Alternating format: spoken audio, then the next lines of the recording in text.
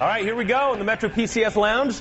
You know this guy, Joe Jonas. Hey everybody, how you doing? What's up, man? Welcome. Good to see you again, man. All right, so I played a little game when your song came out, See No More. I played it on the radio. Okay. Didn't tell anybody who it was. Nice. I wanted people to call in and say, who do you think it is? Who it is?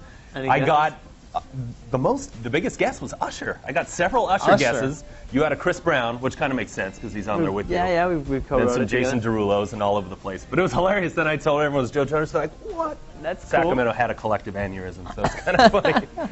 So tell us how that started. How? Yeah, it was mostly Usher. How did you hook up with Chris Brown, or how did give us the background? Even further back, I had this idea to make a solo project for a while. Presented it to my brothers and said, listen guys, this is the idea I have when the time is right. That was about 1.5 years ago, and for the past year I've been working on the record. And then towards the end of the process, I felt like my record was pretty much done, but I wanted a couple more songs on the project. I reached out to Chris Brown, he and his team reached out to us, and we kind of just found a good amount of time where we could get in the studio together. And pretty much just to listen to each other's music, to see if there's anything that we wanted to use or not. And we kind of thought the music was so similar. We were like, we should write together. Yeah. So we got in the studio the next day and wrote See No More. Huh, that's really cool. Yeah. So is this going to lead to a full CD then? Yep, it'll be out in the fall, so right. right around the corner, and I'm really looking forward to it. That's really cool. Just the one song with Chris Brown, or is there more, or some other people you've worked with? No real duets or anything like that on the project. I did work with a couple other producers, Brian Kennedy, Rob Knox, Danger, all of whom have worked with countless artists. Everyone from Madonna to Justin to I could go on and on. Yeah. But anyway, you get the Let's gist. just leave it at that. You get the idea. It's been just an incredible process, and I've been having a great time, and now to finally be able to release it and let people hear it, it's exciting. All right, so at some point in the next few months, Yes. fall, once it cools off a little. Yes. Very good. So how's life different? You were here last at our N-Fest back in 2008. 3 years ago, That's right. That was awesome. And let's say you were under a bit of a tabloid media spotlight at that point. You guys, every move you made, it seemed like was everything we knew about. So how's life different now, 3 years ago, from that intense time when you guys were just huge? It's it's similar and different at the same time. I feel like I've been able to have such an incredible time with my brothers for the past few years, and now I feel like we're all a little bit older, a little bit more mature now musically, and just doing different projects here and there. And so you're 21? 21. I'll be 22 in less than a month. Okay. Happy early birthday. Thank you very much. I'm very excited about being able to do this on my own, this ride, and it's been fun. Yeah.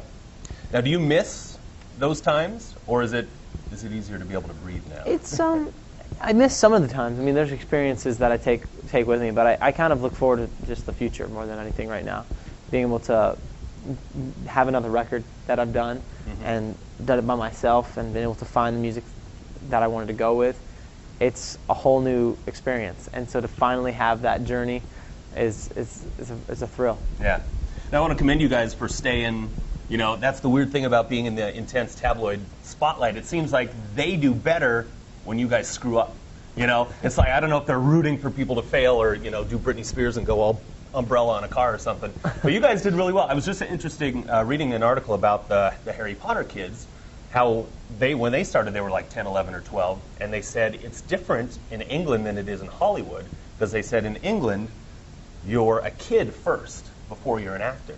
So it's like they were well-grounded through that whole time. And I know when you guys were here, you always had your parents around, and you kind of had that really good support system. So, yeah, absolutely. Yeah, I feel doing this with my family has been the best thing for me personally, and I feel like even just that independent responsibility you get when you're older too. I feel like that really shows what kind of person you are. And I've been living on my own for a couple of years now, and cool. We're all still the same guys, but just a little older. Exactly. So you're not going to have any weird freak out moment like in the next 2 weeks, and look back on this interview, it's like, oh, that's awkward. Knock on wood. Hopefully, there's nothing crazy going to happen to me in the next 2 weeks. That's awesome. So what do you think? You want to go into some acting too? You've done a lot of that already. I'm developing actually a movie with my friends right now. A producer out in LA and a writer that I've been working with for the past 6 months. We're developing this project. Can't say much about what it's about yet, just because it's still so ground level. But I would steal your ideas, just to get that out there. And something I'm really passionate about, and hopefully I'll be able to do it. I'll probably film it the beginning of next year. Okay, so we might start hearing about that at some point soon. Yes. Well, good luck with all that. All right, so before you guys were even here for the N-Fest, way back, let's rewind. I don't even know. This might have been 5, 6 years ago. This is a long time ago. Yeah, because I think your little brother was like 12 at Yeah, that he was point. probably really young. You were yeah. maybe 14, 15. You guys came here. What a lot of people do when they're just first getting started, they'll come around to the radio stations, kind of sing for us, and say, "Hey, we're cool. Play us on the radio." All right, can you follow me in here? Because Okay. something really funny happened. All right, so here we go. Let's go in here. Okay, so we have a pretty cool large conference room right in here. This is where you guys sang. When we walk in here, I want your first reaction. Do you remember anything that went on in here? Absolutely. I actually remember jumping on this table.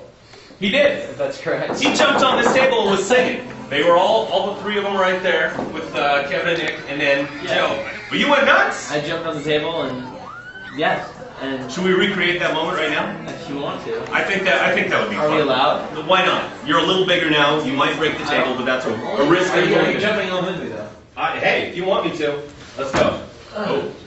Whee! Seems like I'm not gonna break it. I was actually right here too. Just I remember. You filmed it too? Yeah. That's good. Why are See, you you not have to jump a little more than you did. All right, No, here why we are you go. not standing up for this? All right. Whoa, I never stood up on here.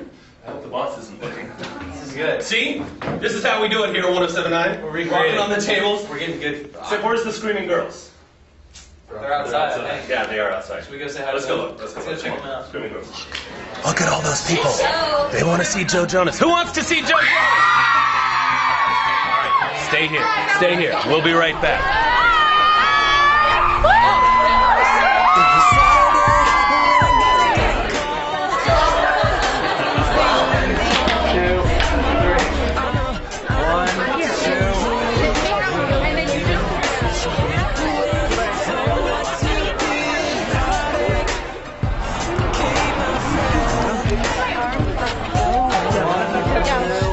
Thank you very much. No problem. Bye, guys. Thank you very much.